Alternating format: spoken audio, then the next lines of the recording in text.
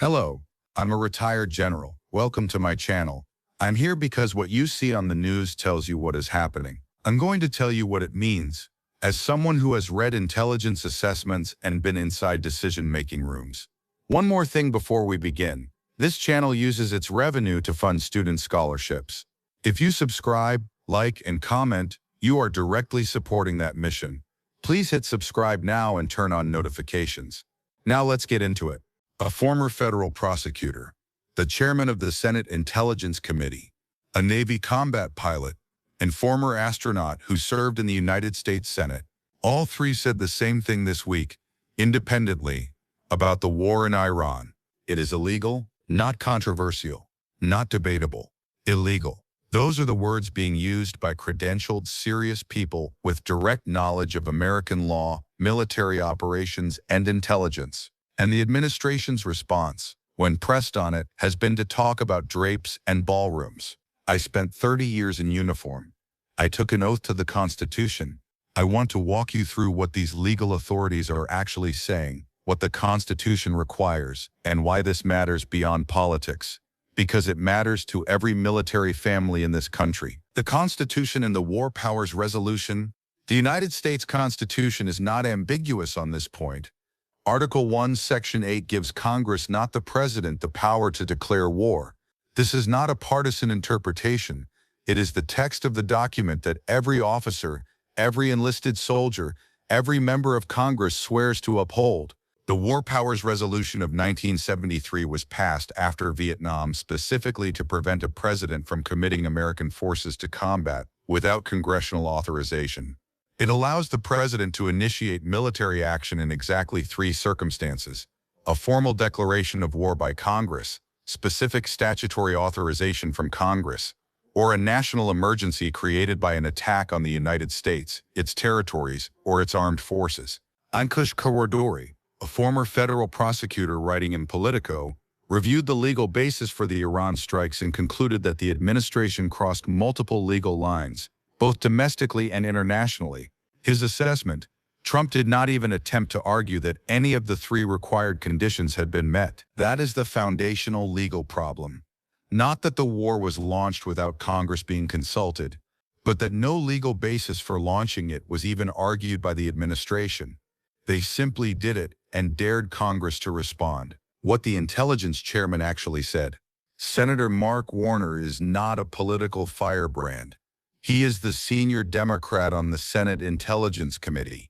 He has sat through classified briefings that you and I will never see. After receiving a closed-door briefing from the Secretary of State and Secretary of Defense, here is what Senator Warner said publicly. There was no imminent threat to the United States of America by the Iranians. There was a threat to Israel. And if we equate a threat to Israel as the equivalent of an imminent threat to the United States, then we are in uncharted territory. Read that carefully. The administration's legal argument, to the extent one was made, appears to rest on the idea that a threat to Israel constitutes an imminent threat to the United States, which would then allow the president to invoke emergency war powers without Congress. Senator Warner, who has seen the classified intelligence, is saying that argument does not hold. Senator Mark Kelly is a former Navy combat pilot and astronaut. He flew combat missions. He knows what weapon systems do. When asked about the administration's claim that an American Tomahawk missile that killed over 170 people at a school was actually fired by Iran, Senator Kelly said flatly, Trump has no idea what he's talking about. The Iranians do not have Tomahawk missiles. These are not partisan attacks. These are technical assessments from people who know what they are talking about, saying clearly that the administration does not. International law and allied reaction. I want to take a moment on the international law dimension, because it is separate from the domestic constitutional question, and equally serious. The killing of a head of state, in this case the killing of Supreme Leader Ali Khamenei, is generally prohibited under international law. The principles governing the use of force between nations, codified in the United Nations Charter and in customary international law, do not allow one nation to simply assassinate the leader of another nation it has declared an enemy. This is not a technicality. These laws exist because the alternative, a world where any government can kill any foreign leader it considers hostile, produces a catastrophically dangerous international environment. Every American president since World War II has operated under the constraint that you do not assassinate foreign heads of state. There is an executive order prohibiting it that has been in force since the Ford administration. European governments are grappling with exactly this question right now. French President Macron said publicly that Iran bore primary responsibility for the conflict, but that the U.S.-Israeli action took place outside international law. Spanish Prime Minister Sanchez said his country rejected the unilateral military action as a violation of the international order. Norway has emphasized the illegality.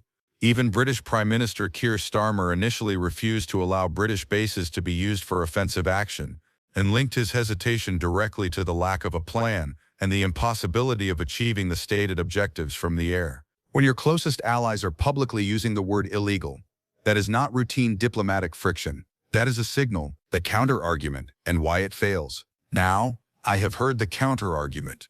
I have heard it made by serious people. The argument goes, the Iranian regime was a murderous dictatorship that killed 17,000 of its own citizens, sponsored terrorism across the region, provided military support to Russia's war against Ukraine, and was developing nuclear weapons.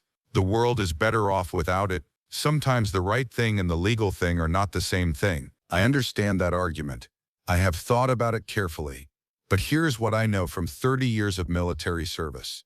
The rules of war exist precisely for situations like this one. Situations where the stakes feel so high that breaking the rules feels justified. The moment you establish that a president can launch a war because the cause feels righteous enough, you have eliminated the constraint. You have made every future war a question of presidential feelings rather than constitutional law. And I would ask you to consider this. The same legal framework that this president is bypassing is the same framework that would protect American soldiers from being tried as war criminals if they are captured. The same international law that critics say stood in the way of this operation is the same international law that requires enemy forces to treat American prisoners humanely. You cannot selectively benefit from the rules of war while refusing to be bound by them. The Senate voted on this. 47 senators, including Republican Rand Paul, voted to end the war. 53 voted to let it continue, not to authorize it, but to allow it to continue without authorization. That distinction matters. What accountability looks like. I want to end on a note about what accountability looks like or should look like in a constitutional democracy. Franklin Roosevelt went to Congress the day after Pearl Harbor and asked for a declaration of war. Congress passed it unanimously. When Germany declared war on the United States days later, Roosevelt went back and asked for a second declaration. Congress passed that unanimously too. The process took 24 hours each time. The argument that a president cannot get congressional authorization in a crisis is not supported by history. The argument that the threat was so imminent there was no time for even a notification to Congress is contradicted by the Senate Intelligence Committee chairman's own testimony that there was no imminent threat to the United States. What we have instead is a war launched by presidential decree, with no legal basis argued, no imminent threat established, and a Congress that was presented with a fait accompli and chose not to exercise its constitutional authority to stop it. So far, this administration has not provided one.